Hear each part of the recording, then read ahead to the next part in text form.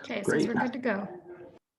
Perfect. There we go. We'll start out with the determination letter. So in accordance with Utah Code 52-4-207, subsection 4 of the Utah Open and Public Meeting Act, I have determined that conducting an electronic meeting of the Centerville Planning Commission with an anchor location presents a substantial risk to the health and safety of those who may be present at the anchor location.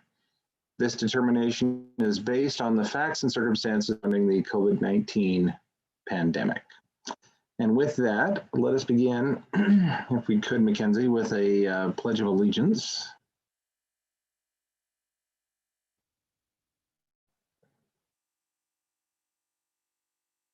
I know you're juggling a lot of stuff, huh? There we go. I pledge allegiance to the flag of the United States of America and to the republic for which it stands, one nation, under God, indivisible, with liberty and justice for all. Great. Thank you, everyone. Let's just keep on rolling. We'll move right into our prayer or thought by Commissioner Wright. I just wanted to share a quote by Kathleen Sebelius, who was a former Secretary of Health and Human Services. And it's pretty simple. The essence of good government is trust. And I think we've made some decisions and some changes on our planning commission to be really transparent and open with the public in an effort to help them understand and to increase trust with the public. And I would just encourage us to, in our discussions, as we talk about why we are making decisions and make findings, to really just be really open and transparent, so that when people who may not be here all of the time pay attention, the moment, the one time that they're coming or the couple times they come, that they can trust in the process and trust in why we're doing certain things. And I appreciate that when I am sort of watching government, to let them help me, sort of hold me by the hand and help me understand what's happening. And obviously not to a point to belabor the situation, but just to increase trust. And so that would be my encouragement of us now and moving forward. And I will say a quick prayer. Father in heaven, we are thankful for this opportunity to serve. We are thankful for the place that we live in, Centerville, as a great city and a great area. We pray that there will be increased trust among our residents and the governing bodies of Centerville.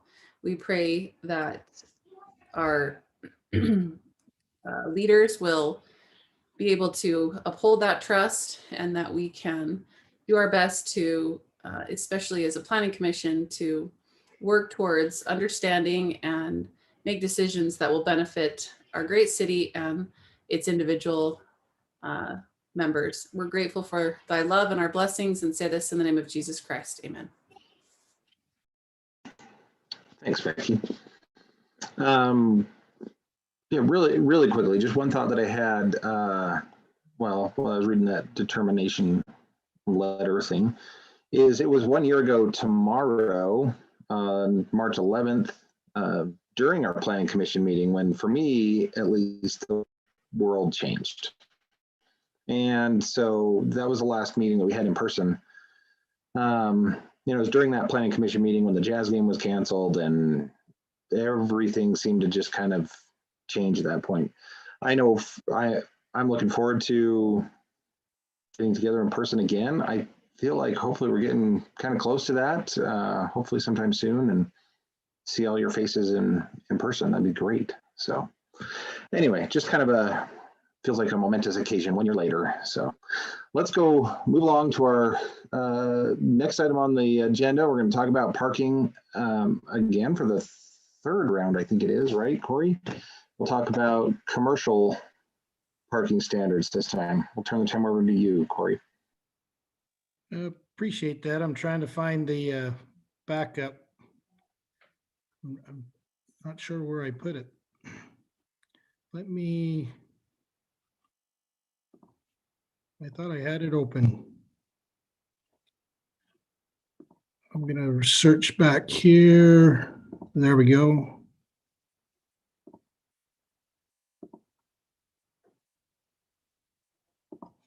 And share. Sorry, I thought I had it open. So I don't plan on going line by line through this. I tried to provide you just kind of what the comparison tables were, and then maybe just a few staff comments as we look through it.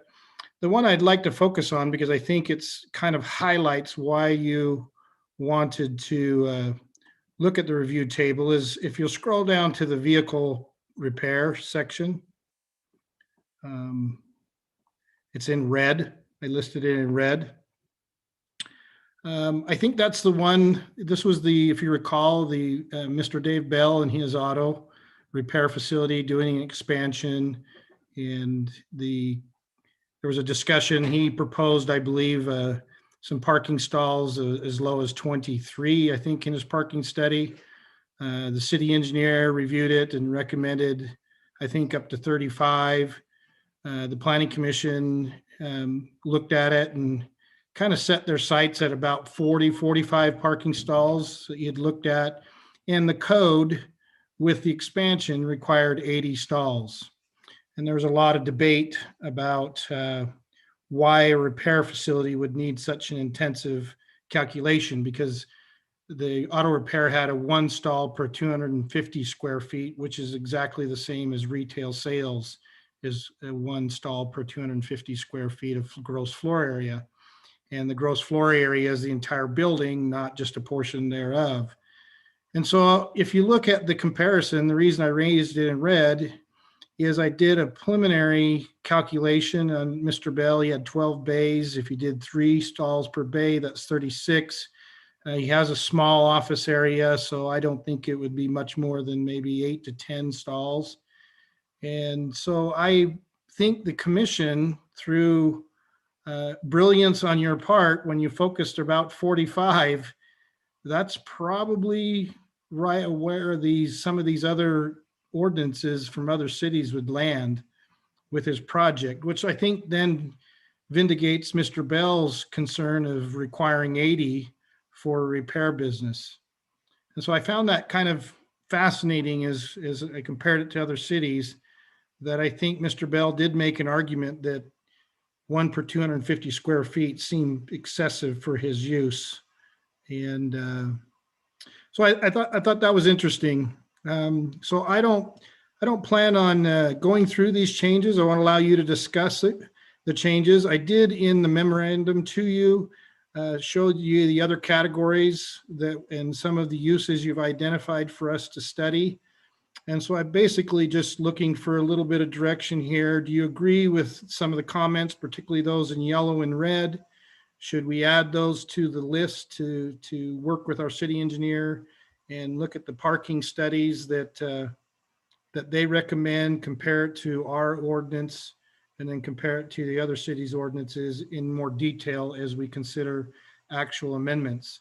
So I think at this point, if you have questions, that's great. I'm just looking for a direction to say, do you want the yellow and red added to the list for study? Or do you want to add other ones? Corey, could you real quickly, could you explain stacked spaces? What that means? Stacked is like drive-through. Think of a drive-through. So we see it, of course, obviously on the bank or financial institution, we got spaces, plus we have stacked spaces. So you're saying that stacking the line that would be going through the drive-through. Yeah, some type of drive-through facility or waiting lane is stacked spaces. Corey, can you expand your window, how you had it at the beginning? Because I can't see on the left side. There we go. That helps. Thank you. I got to move my film sheet of all of your faces over to another location. One of the things that struck me as I was looking through this table is how many instances in other cities that it's not defined and it's left to either the planning commission's discretion or the zoning administrator's discretion. And I would be curious as to your thoughts as to the positives versus the negatives of doing something more along the lines of what we've done by identifying it versus giving the, for example, the planning commission just discretion to kind of figure out what makes sense per project. That's a great observation. The discretion is just a short term for what the most cities are doing is they have these generalized categories. They're kind of all encompassing. So if you're talking about, like, one city will say all high intensity commercial uses, this is what your count is. And then you have to have this discretion. Does it fall inside of that intensity, or does it fall inside the lower commercial intensity? So that's one type of discretion that they're doing is they have these very highly broad categories. And the discretion is just when an application comes before you, you just put it into one of those broad categories by discretion. Another city does it a little bit different. Their ordinance in the discretion just says, here's our list. It's not a real lengthy, all-encompassing list. So the discretion is look at that list and determine which is a like or similar use in that list. And so they're not highly defined as we are with the new number of categories of uses. They just have a little broader list, and then you just at your discretion plug it into one of those listings. If you can't plug it into one of those listings, then the default is they have to come with a traffic study or a parking study, not a traffic study. I guess I was wondering if, like, it feels like sometimes the struggle that we were having is that some projects seem like maybe they would need more parking and sometimes less. And so if we mandate something, the benefit of it is that it's set, it's defined. Developers are going to know exactly what standards they need to meet, but it doesn't give, I mean, then we have to go through parking modifications. So anyway, I kind of found myself wondering if it would benefit us in any way, particularly where we think that we would need maybe some more wiggle room to consider adding in more discretion and either giving it to the planning commission or to the zoning administrator. It was just I think there's some advantages. The other thing I think you think about in discretion, just the flip side of discretion, let's take the fast food. The fast food, I found that in my experience, fast food and sit-down restaurants usually require for their own business operation more parking than maybe cities require. But look at something like Rancheritos on the south side of Parrish and Chick-fil-A on the north side of Parrish. They both fall under the category of fast food, but I'm assuming there is a synergy of either desire for lunch or popularity or branding, I'm not sure, or location, that makes that the same type of defined category, but both uses have a grossly drastic different need for how we're handling parking and stacking. So, but somebody wanted to say something, so I cut you off. Sorry. I'll just give my input because I agree with Shaylin. I like the notion of flexibility, but at the same time, we don't want to be perceived as being arbitrary and capricious in terms of we may have one use come in and another use, and then we feel like we're going to have to be governed by one decision for a similar use out into the future. And so it feels like relying on parking studies would be a good fallback position. So we'd still have some flexibility if we made it that way, but relying on a parking study. The question is that something our city engineer is going to be vetting for us and helping us analyze every time that goes, that somebody applies through that process?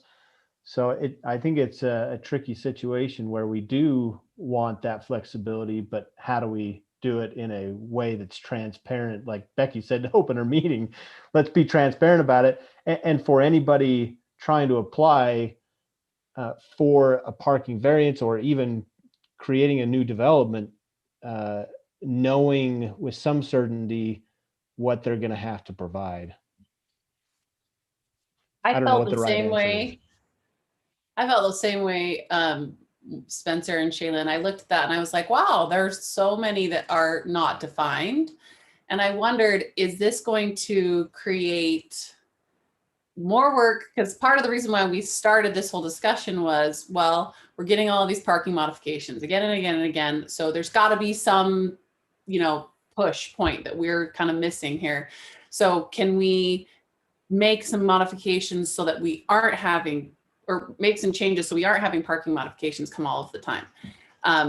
But I also feel like, I wonder if we could, if in our over definition of very specific uses, maybe that is part of the reason why we are asked for all of these modifications all the time. Maybe if we broadened our categories just slightly, and maybe went not so much as with every single use, that would give it the definition. And then there could be some discretion still within that. I don't know. The other thought I had kind of related to this, and I just want to bring this in while I'm talking, is if we change a parking modification, I would love to have a discussion of how that might change landscape requirements within a project, because sometimes we are so focused on getting this parking that is required that sometimes it may be over parked, and then the person is, the applicant is like, well, I got to do this and I got to fulfill this. And will it make a better project for us if we, are talking about these maybe less parking in some of these less parking requirements, but still defining some more landscaping, since that will benefit the whole project. So that's like another section, but I just want to talk about both those.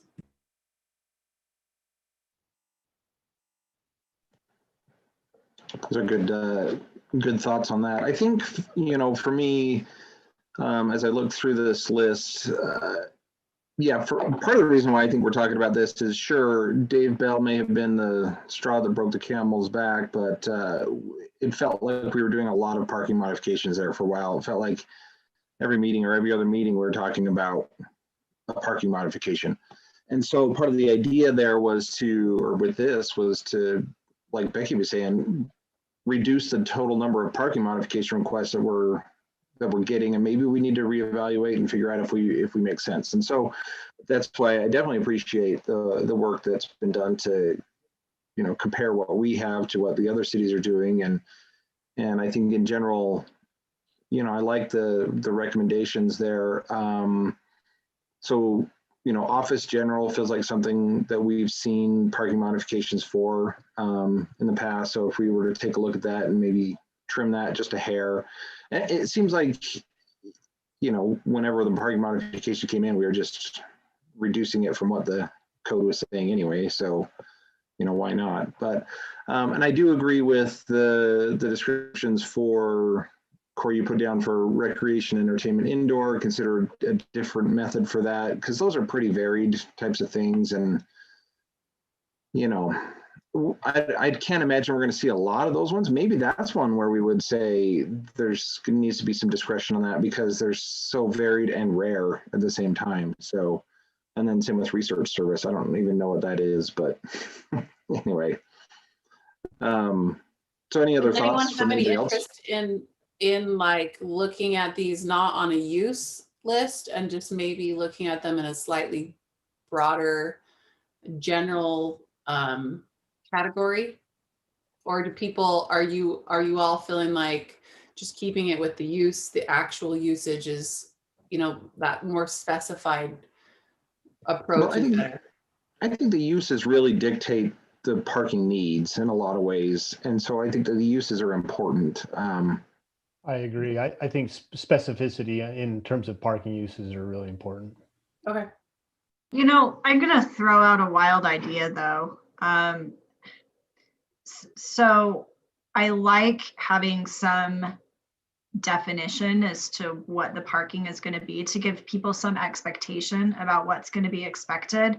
But like Corey said, I mean, just because you have 2 fast food restaurants or 2 animal hospitals or 2 car washes, right? Like not all businesses are going to be the same.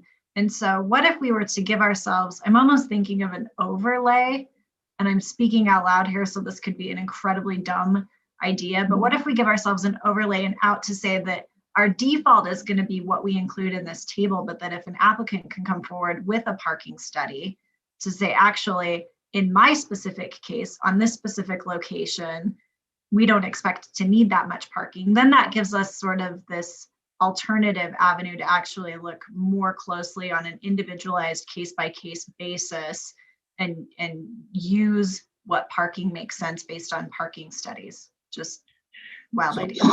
So I'm taking your idea because I think, and maybe I'm interpreting the ordinance a little bit different than you are, but I think that's the purpose of the waiver section to begin with.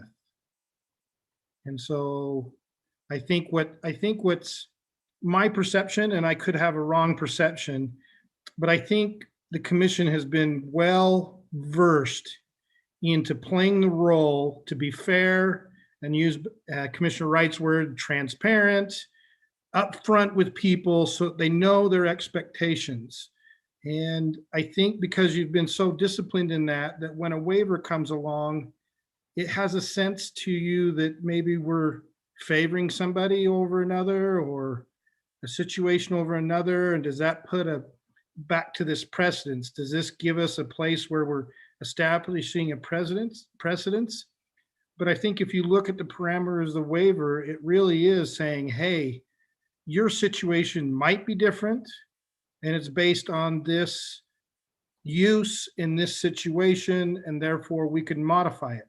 But I think there's a flaw in that system. And the flaw is that if you get too aggressive with the waiver, it's back to what we brought up with Mr. Bell. That's fine. He might only need 23 parking stalls for his particular operation today, but somebody else might take that over operation, change the procedures and the clientele that they work for auto repair, and they might need the 40 stalls now instead of the 23. I think that's the flaw of the waiver system. Is there a way to make those waivers? I mean, we've always tied them to the use, right? But is there a way to tie them to like a certain time frame or a certain like change within the usage or ownership? Like you said, is there a way to kind of limit that waiver so that it works according to what we've, said yes to, basically? Yeah, I think there would be, instead of such a broad allowance, because remember, the gentleman came in on, starts with an R, they're in the West Industrial area, and they went and counted the number of parking they use each day and said, oh, I only need about 10 stalls. It's not Renegade, it's, oh, wish I could remember them, but they were across from the Acropolis. It's not the right name, but I always call it the Acropolis Reception Center. They had such a low count for their need in their business, and then they expanded that building, that I was concerned that, yeah, you showed your business, but then you may change. And so I guess what I'm trying to say is that if you put a cap, we're going to only reduce it by just down 25% of the count or 50% of the count. Because like Mr. Bell, if he had large warehouse areas that could be converted to something else, and if we reduce it down to 23, I think the commission's concern was valid. You brought up the reuse of the building, but now you have a building constructed. There's no really way to get more stalls if we filled it up with building space. And so I think it goes back to Becky saying, are we filling it up with building space? Are we filling it up with more landscaping in its design? Is that, what are our exchanges? So yes, Commissioner Wright, I think it is that we could set a cap on how far we would reduce it down and then outline the parameters of what are the priority expectations. it wouldn't be to always fill it up with the maximum size building. It may be that we'll reduce it to here for a certain amount of landscaping. Corey, I think you hit on an important thing there, and that's probably a learning point for us as a commission. In my opinion, is we need to be careful when we're talking about expanding acceptable uses within different zoning, within different zones. For example, allowing a church in an industrial zone presents a challenge because you have a building there, like you said, that's built to industrial type standards, and now we're going to put a whole bunch of people into it and immediately run into parking problems with it. So, I think maybe as going forward, we need to be more careful about those permitted uses within different zones and what that means for existing buildings and changing uses. Well, and kind of with that, I feel like there was an application down west of the freeway, northwest corner, where they wanted a modification and one thing, and then they wanted something else. And it was like, their goal was pretty much to put the biggest possible building on the lot. And it was just like, we were trying to get here, and trying to get there. And as we looked at it, it was like, you're just trying to put too big of a building on this lot. And sometimes I think we just have to be really careful when we are saying yes to some of these modifications, that we recognize, okay, is this modification, this waiver or whatever, is it actually like following the intent of what we've zoned this for, what the use is going to be used for, or are we making so many allowances that all of a sudden we have this thing that's like totally different and or should not really fit on this property, and we haven't considered maybe the landscaping or some of these other things that could really improve the project, I think. Corey, if I listen between the lines on your comment to Shaylin, are you suggesting, hey, we don't need to add in a quote unquote waiver process because it's already in the ordinance where they can get it? Am I hearing that right? Yes, it's just a matter of, should we change the parameters of when we do a waiver, and should there be some exchanges where you're not just filling it up with building space? Correct. Maybe expectations for additional landscaping in case a capacity is needed in the future. Right. Okay.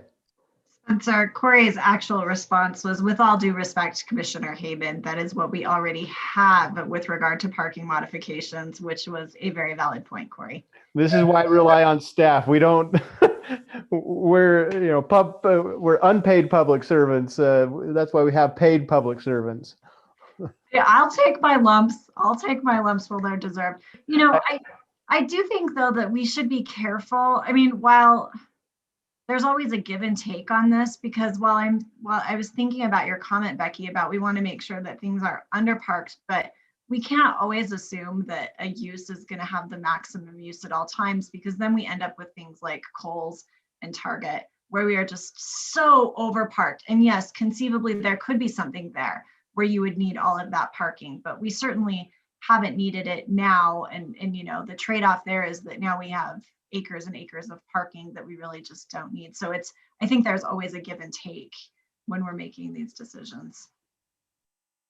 Good point.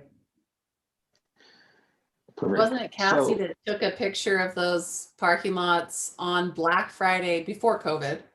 She took pictures of the parking lots on like supposedly the busiest shopping day of the year, and they were still not filled to capacity. So I 100% agree with that. So I hope you know that when I made my comment, I was not encouraging over parking. I'm just saying we need to maybe think of like landscape and everything and the whole project all together and how it kind of affects each other. And I completely agree with you on the landscaping, 100%. I think that we definitely need to balance a lot of things, and we shouldn't ignore landscaping or prioritize parking over landscaping in all instances. And just to be kind of always what the planner does, stir things up a little bit. I don't think we necessarily in Centerville are in this situation, but there is a modern movement of parking in the planning to move away from requiring parking. particularly in urban areas, because the idea is that the square footage of the building is a better market return for everybody than the huge expansive parking lots. There's also the value that I know that some of you would agree with, that landscaping can play a more critical role in the aesthetics of a community, the air quality of a community, and those other things that landscaping could, play. So cities, particularly urban areas, are starting to shy away from worrying about the parking. And part of that argument is that parking and spill out creates congestion. Congestion leads to slower speeds, traffic calming measures, but better economic activity because it's now the Gaslight District in San Diego and everybody wants to be there. So I'm not sure, I'm not promoting that we're at that point. I just want to be fair that there's a movement in planning to worry less and less about parking and let the private market decide how many they need. Yeah, I'm not sure that little Centerville is there yet. We're still pretty traditional suburban, so. Yeah, our high density is like 6 units an acre, right? So I don't know if we're like quite to the like not requiring parking situation. Does anybody have any specific concerns or anything they'd like to call out on the document that Corey shared with us? Or based on the conversations that we've had, do we feel like that we've had good given direction to Corey to go back and craft a final change, I guess? Speaking only for myself, I agreed with the areas that staff had called out, and there was nothing on here that I saw that they had left it where there were no changes suggested where I would have done something different. I think you've done a good job of identifying places where we can take a second look at our parking requirements. If the commissioners agree, kind of what I hear from your discussion is we have one more list. It's a short list again with the industrial. This will be the flex space, I think, is the largest issue there. Bring that to you. But what I kind of hear is not only look at the counts in that narrow contextual place for uses, but I'm hearing also maybe explore some flexibility in how we can recategorize, but not too general. But maybe there's some inclusionary things that I can come up with that kind of generalize some of the uses, because bail bond service, do we really need to call out bail bond service, or is that within a category of a certain expectation? So I'll look at that. And then I also kind of hear some proposals. And again, these are not that you have to do these, but at least provide options to you to take a look at the waiver section and see if there are some changes and amendments there one way or another that we could suggest to you. And then you can, after the industrial, look at those ideas, kind of give a final direction, and then we would start the process for really making amendments and drafting up the language. Am I hearing it correctly? And I would add what Kevin said earlier. Maybe the one category to change would be that recreation area that seems to be a little bit more broad. Maybe that's the one area where we give ourselves a little bit more flexibility, because that could be a lot of uses or some uses that aren't even listed there that we haven't even contemplated. I'm waiting for the pinball arcade to come back. I think you're going to be waiting for a little while, Corey. Do we want to revisit anything with regard to the residential in light of the new changes that the Utah legislature has made this year with regards to ADUs? Is that something that you've considered, Corey, or that we may want to look at now? We have a number of changes. The ADUs will be a significant change. Also, the RM, RH design standards we have for certain uses are changing at the state for single family duplex and townhomes. And so we have this, it was a quite aggressive session. So we do need to get back fairly in the near future to address these new provisions.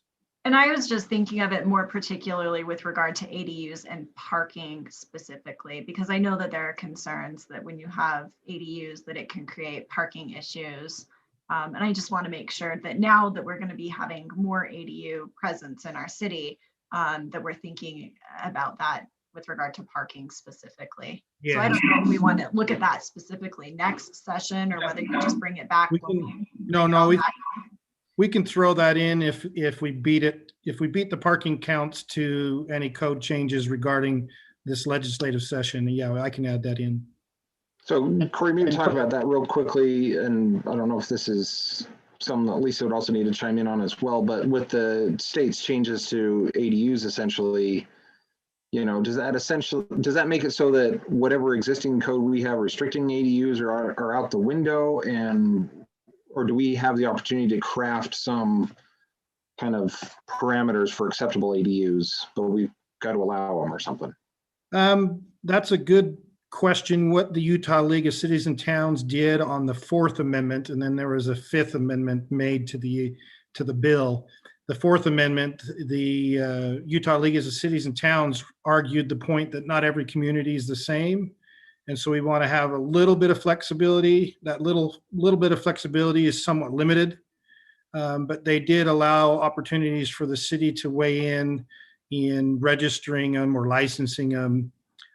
You can require one parking. You can require that the single family home doesn't change in a design standard that looks like a duplex or a multifamily unit. So there are some limited controls, but it was focused only on the internal ADUs, did not address any external ADUs. So that'll be something that when we come back, whether we discuss modifying ordinance to only internal, or as the city by goal in the general plan want to be more aggressive and allow detached units, which that's a whole other ball of wax, I recognize, but that, you know, there was no code provisions at the state for that. So we'd have to decide, you know, is that something we're still interested in doing and promoting in the city?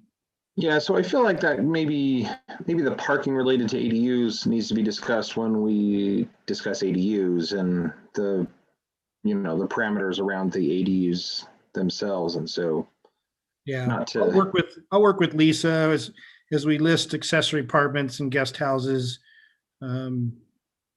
We may have to make some minor language change so that we don't run afoul of the state code, but I think you're right. Ultimately, we'll get a little more detailed when we adopt our ADU provisions.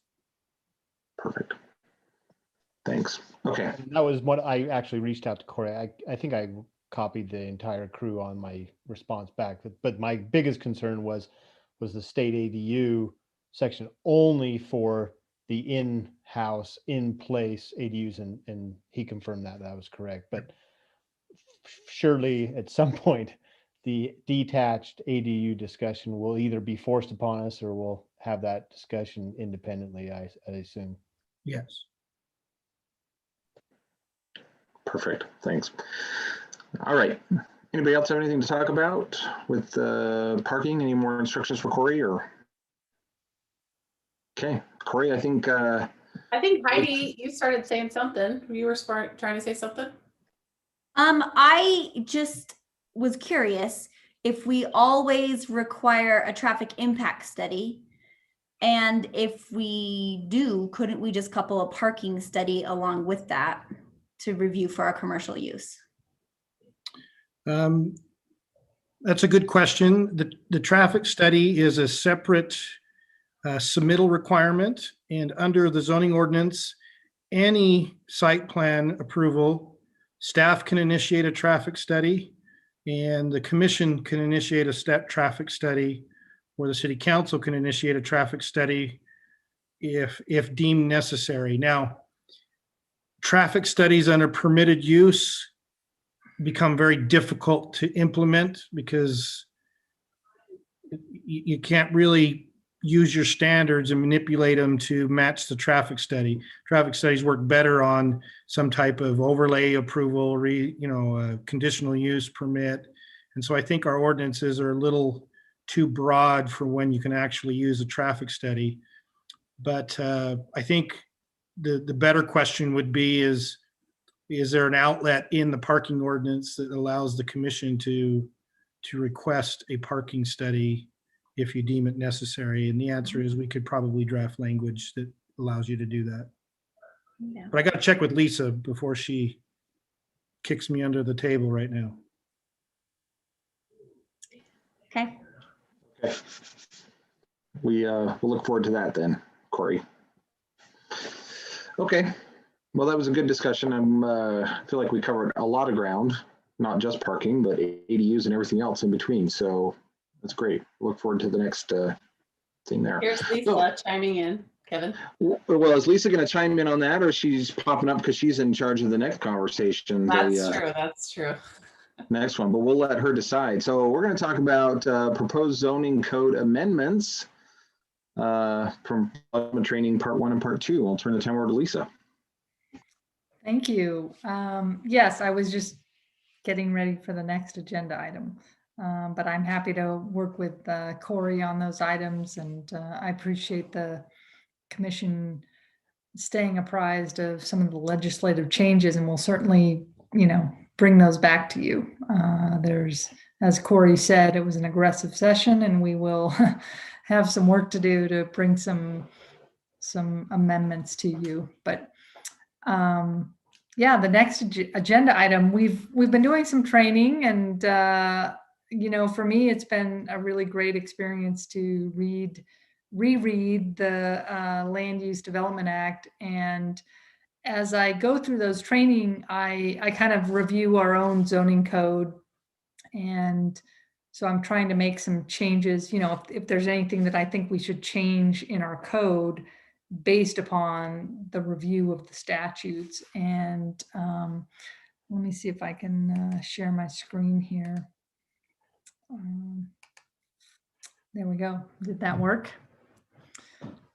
So there's a couple changes. So I just do a document per chapter. So the first one was basically chapter 1, which is general provisions. And I've suggested these changes to our zoning code as I review these statutory provisions. And so one of them is, when I was reviewing that, there were a lot of other purpose provisions of the land use of LUDMA.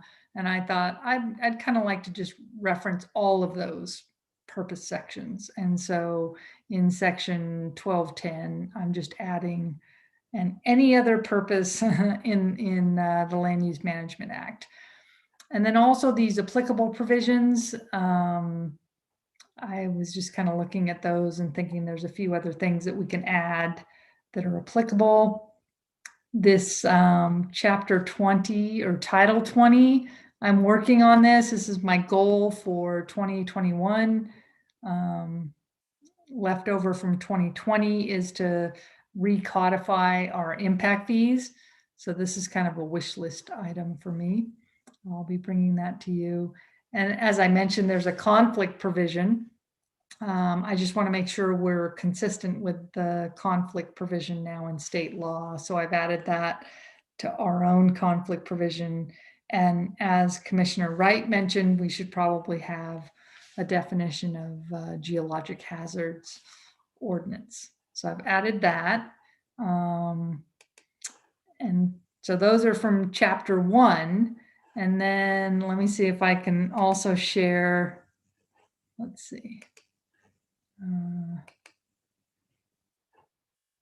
can share chapter 2.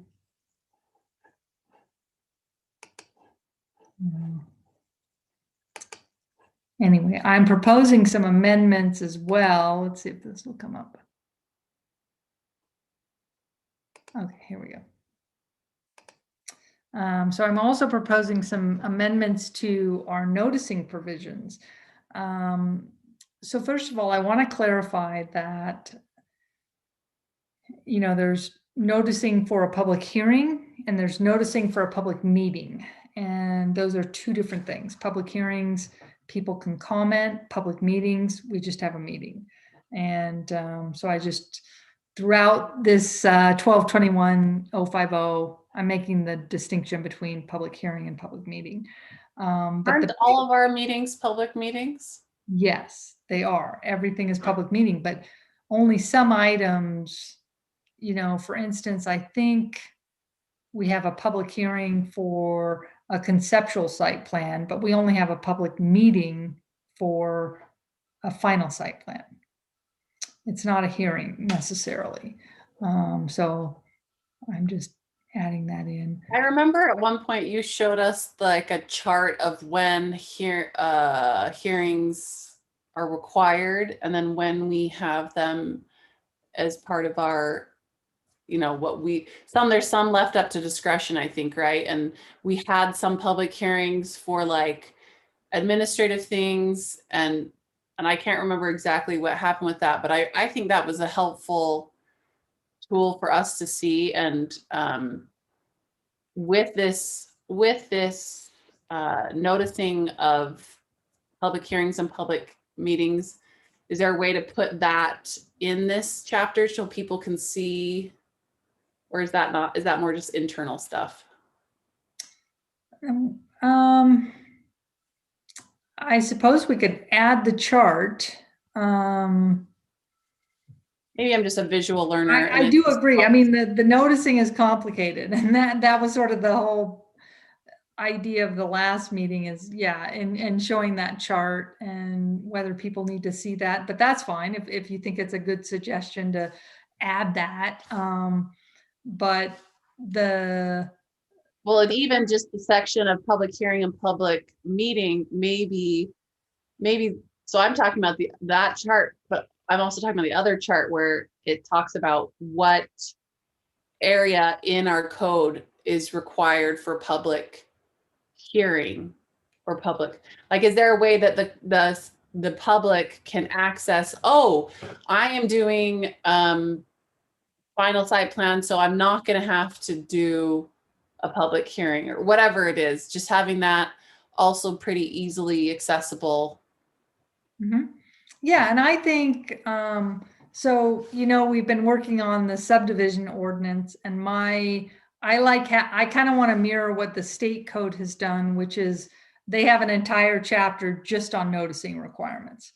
And so that's what I've done with the subdivision ordinance is I want one chapter just on noticing so that everybody knows this is where you find that. And, in our zoning code, this is a long section, 1221-050. I don't know how many of you read this, but it talks about meetings and it talks about the notice. And, so one idea I had is kind of dividing this into maybe 1 or 2 or 3 different sections so that it's a lot easier to find the noticing requirements.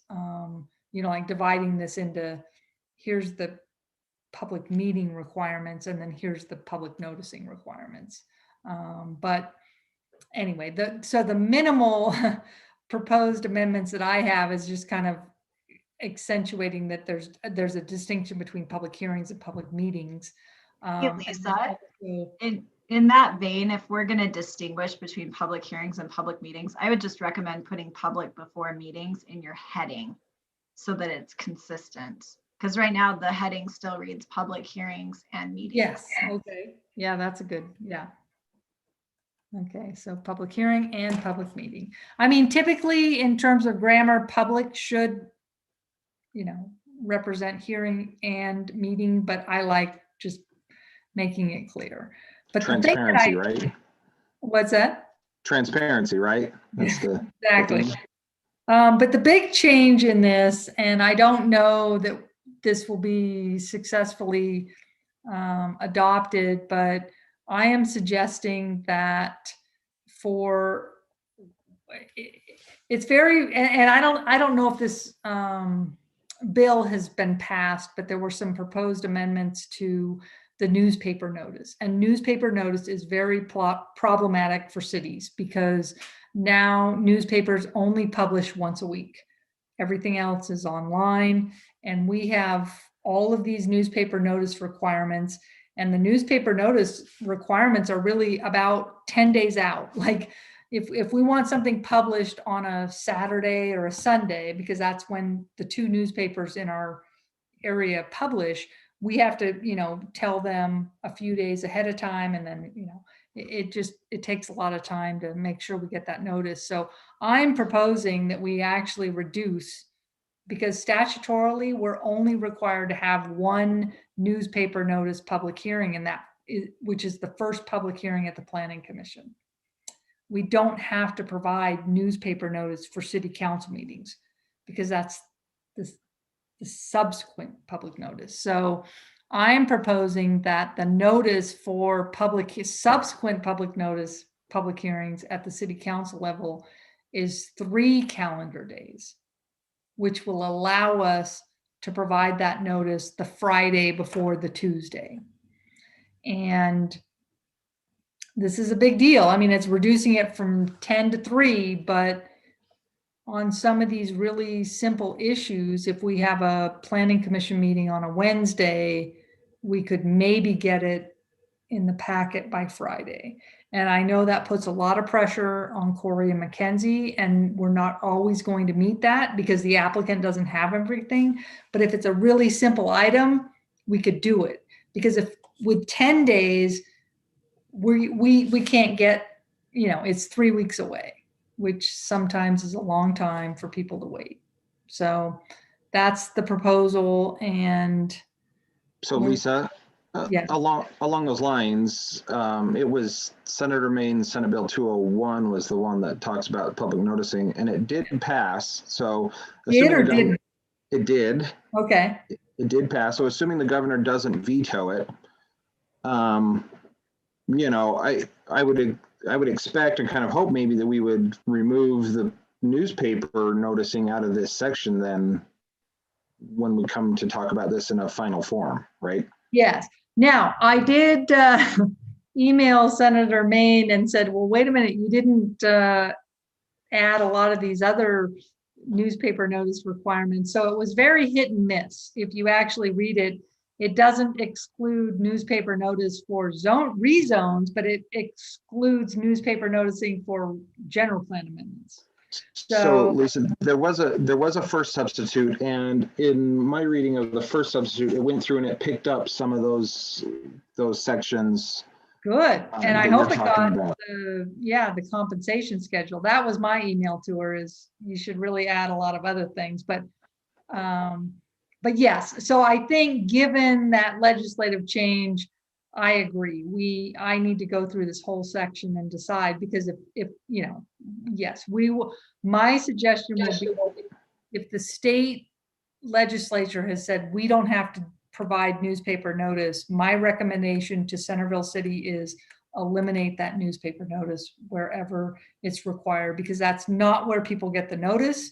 It's costly and it's not effective. So I'm in full support of the bill, and I'm glad it passed. So you're right. I still need to go back and make some additional amendments. But some of these noticing requirements, Centerville still provides more noticing than required by law. But to the extent possible, we should reduce our newspaper notice. As I said, I think in the training, it costs us about $189 just to say we're going to rezone this property. So, and we've been trying to double notice because we've been noticing for the planning commission, and then we notice for the city council. And we really, by law, we're not required to notice for the city council. So we're spending an extra $200 that we don't need to spend. And that's my suggestion, is let's eliminate some of this. And so I'll come back. I mean, I'm just proposing these amendments as we go through LUDMA, and as Corey mentioned, we will obviously have to come back to you with a lot of other amendments from the legislative session. But and then I don't know if there's any other comments on the time frame, but I'm also proposing, and this is just my idea, I just like to make sure that, whatever noticing requirements are in state law, I like to reference them. I'm not saying, repeat everything, but just say, hey, if you're paying attention, we're supposed to provide this high priority transportation corridor notice, and we're supposed to provide sign regulation notice. So I'm just making reference to these to remind staff. It's just a staff reminder that these are notice requirements under state law that we need to follow. And so staff can just look at that, and then I usually try to quote the state law. And so let's see if there's anything else. I think that's it, yes. Adding additional notice requirements from the last few years and kind of changing some of the timing. And we didn't have a lot on the agenda today, so I thought that it would be helpful to say, as we go through the training, I'm making changes to our code, and then we'll make additional changes based upon the legislative session, which trumps what's presented to you today. Right. No, that's good. I appreciate it, Lisa. I think this is very helpful. Does anybody else have any thoughts, comments, concerns, feedback for Lisa? I don't see anybody unmuting, so thanks, Lisa. I think that was very helpful, and we look forward to the next round of training and, the finished product for this. So. Okay. Yeah, and this is just kind of trying to keep you up to date. And I didn't want to bore you with more training. Once a month is enough. It's great. It's good. Okay. Thank you for that, Lisa. Let's turn the time over again to Corey to talk about the Community Development Director's report. Maybe Corey,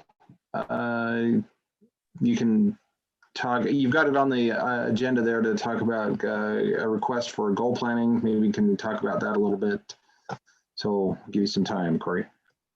Yeah, I'll just jump to that, and then you can ask questions on the other items. We have things for your next meeting that are in the works and will take place. I did send an email, and I CC'd our chair to the mayor requesting a joint work session to talk about some goals. The mayor was supportive of that, so he'll work with Brant and the council on scheduling a meeting. He threw out just a date out there to goal by maybe the 1st of May. He would like to see that happen, so we'll work towards that.